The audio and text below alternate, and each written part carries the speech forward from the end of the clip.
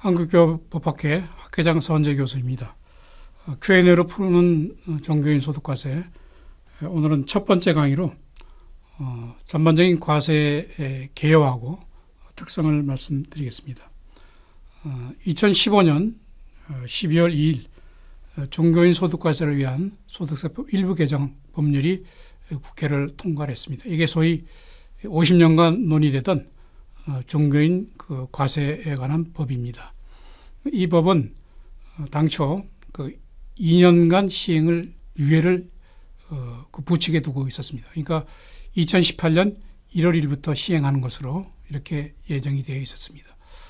이렇게 2년 동안 유예 기간을 줬던 것은 종교인 소득과세가 굉장히 예민한 부분이고 또 준비할 사항도 많기 때문에 이렇게 했습니다.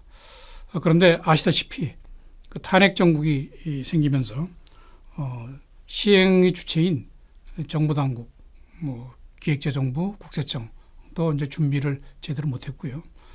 또 종교계도 제대로 준비를 못했습니다. 거의 한 1년 반의 시간을 어떻게 보면 허비했죠. 그래서 작년 이제 6월부터 본격적으로 얘기가 됐는데 그때도 종교계에서는 2년간 6개월간 준비해가지고는 제대로 시행하기 어렵다. 그래서 2년을 더 유예하자. 이런 그 얘기도 있습니다만은 국민들의 여론이 워낙 종교인 소득과세를 시행해야 된다 하는 것이기 때문에 예정대로 이제 시행이 되도록 되어 있었습니다. 문제는 종교인 과세법에 법은 제정됐지만 이걸 제대로 이제 시행하기 위해서는 시행령의 구체적 내용을 담아야 되는데 이것을 어떻게 정할 것이냐 하는 것을 둘러싸고 많은 논의가 있었습니다. 그러다가 작년 거의 마지막 그러니까 2017년 12월 26일 시행을 불과 나흘 앞두고 최종 시행령이 국회를 국무회의를 통과를 해가지고 이제 1월 1일부터 지금 시행되고 있습니다. 종교인 과세를 바라보는 시각은 일반 국민하고 종교인들이 조금 다를 수가 있습니다. 종교인들은 그중에 아직도 하나님께 바쳐진 세금을 왜 국가가 그 헌금을 왜 국가가 세금으로 걷어가느냐, 종교인의 양심에 맡겨야지 이렇게 생각하시는 분도 있고요. 또 일반 국민들은 왜 종교인들에게 대해서 이렇게 특혜를 주느냐 하는 이런 반발도 있습니다. 이 종교인과세법의 이제 특징을 보게 되면요, 종교인 소득은 소득세법상 그 기타 소득에 지금 포함이 되어 있습니다. 원래 이 기타 소득이라고 하는 것은 그 다음 페이지에 이거 보시면 이렇게 소득세법 체계가 쭉 있는데 기타 소득은 그 다른 소득, 이자 소득이라든가 배당, 사업, 근로, 연금을 제외한 나머지 소득이다. 이렇게 되어 있습니다. 그래서 종래도 종교인들 중에서는 세금을 자진납부 얻은 분들이 계셨어요. 그분들은 이 종교인 소득이라고 하는 항목이 없었기 때문에 그냥 기타 소득으로 내고 있었습니다. 그런데 이번에 2015년 12월에 만들어진 종교인 소득과세법은 이 종교인의 소득을 보시면 기타 소득 안에다 이걸 이렇게 넣어놨습니다. 다만 본인이 선택에 의해서 근로소득으로만 내겠다 이런 분들을 위해서는 근로소득으로 낼 수 있도록 이렇게 돼 있고요. 또 하나 그 종교인 소득과 함께 이번에 새로 그 종교인들이 내야 될 소득 중에 하나가 바로 이 퇴직소득입니다.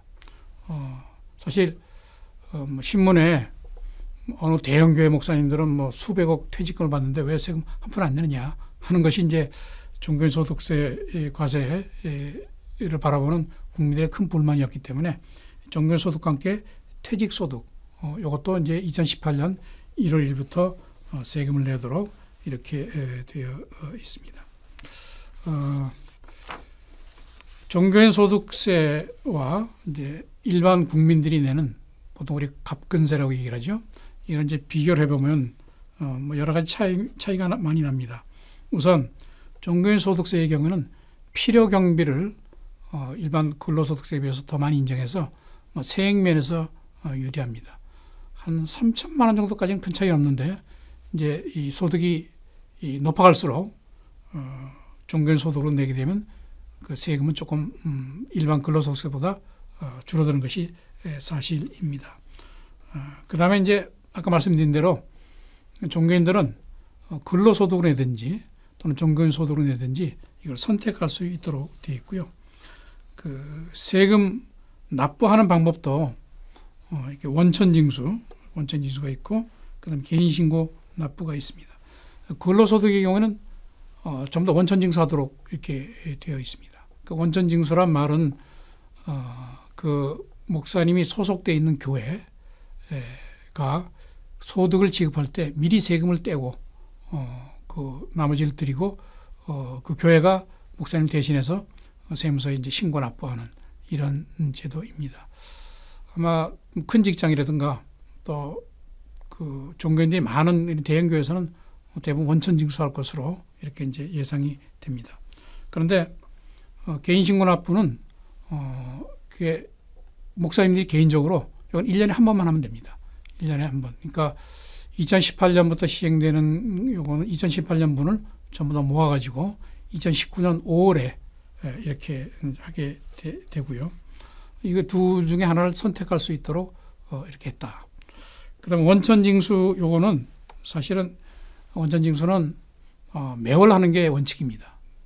그런데 이 종교 단체의 경우에는 좀 그 편의를 봐줘가지고 반기별 납부 등록. 그러니까 1년에 두 번. 그러니까 보통 7월과 그다음에 다음에 1월 이렇게 두 번 나눠서 이렇게 내는 것으로 이렇게 했습니다.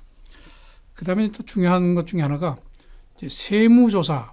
그 세금을 내게 되면 세금을 제대로 냈는지를 이제 조사를 하게 되는데 이 세무조사 대상을 종교인 개인소득에 관한 자료로 한정한다. 그다음에 혹시 잘못된 경우가 있을 경우에도 즉시 세무조사를 하지 않고 이렇게 자기 시정 기회를 준다 하는 것이 이제 그 특징 중에 하나입니다. 그다음에 이제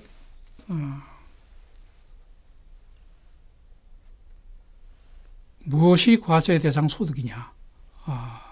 다시 말하면 종교인 소득세라는 게 신설이 됐는데 종교인 소득이라는 게 과연 뭐냐 하는 것이 이제 가장 중요한 내용이겠죠. 그래서 우리 법에 보면 이렇게 되어 있습니다.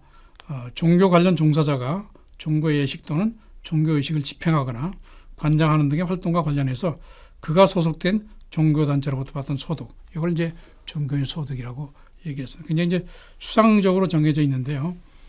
뭐 이거를 제대로 알기 위해서는 그럼 누가 종교인이냐, 또 뭐가 종교단체다냐, 또 종교활동이 뭐냐 하는 이제 구체적인 내용들이 되겠는데 이건 다음에 설명을 하도록 하겠습니다.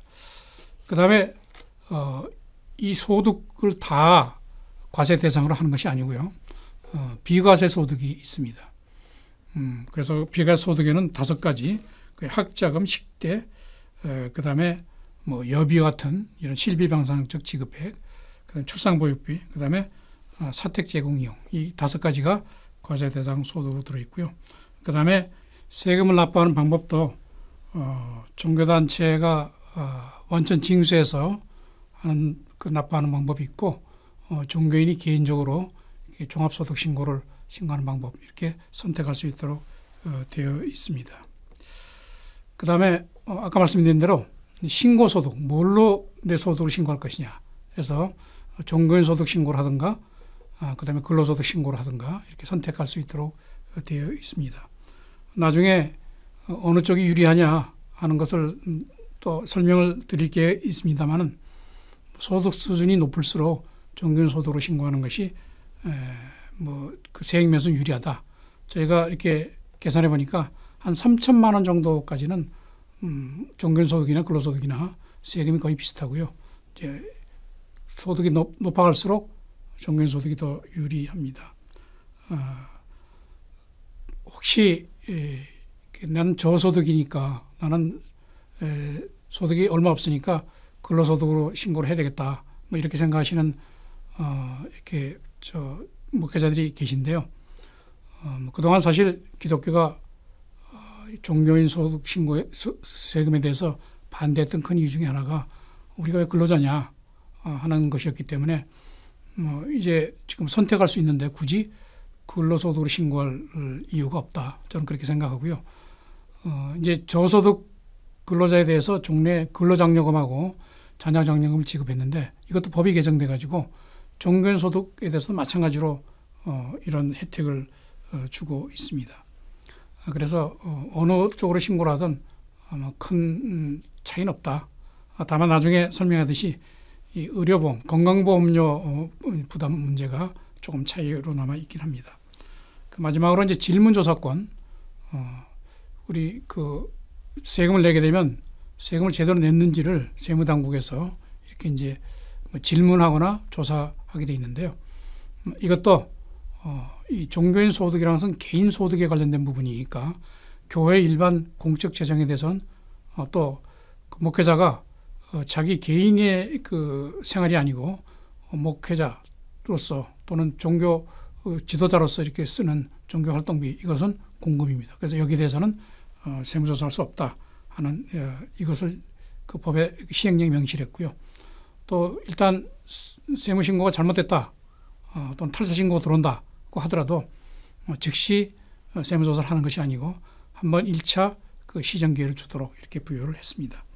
그리고 시행 시기는 잘 아시다시피 2018년 1월 1일부터 이제 과제가 시행됩니다. 이 의미는 원천 징수할 경우에는 1월 소득분부터 교회가 원천 징수를 해야 되고 그 다음에 개인 종합납세를 하시는 분들은 금년에는 가만히 있다가 내년 2019년 5월에 2018년 1월 7일부터 모아가지고 이렇게 과세를 하게 된. 다만 1월 달 소득분부터 이미 세금은 내는 것으로 이렇게 하시면 되겠습니다.